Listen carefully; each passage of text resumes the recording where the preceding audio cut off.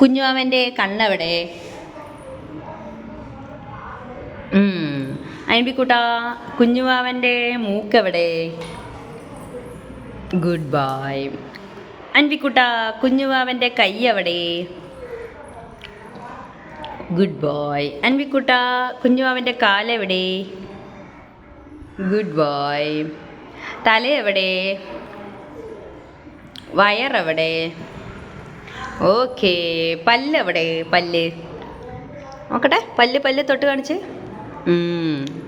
പിന്നെ കുഞ്ഞുവാവൻ്റെ ചെവി എവിടെ? കാത്. 2 കാത്. കുഞ്ഞുവാവൻ്റെ ഹെയർ എവിടെ? തലമുടി. സൂപ്പർ.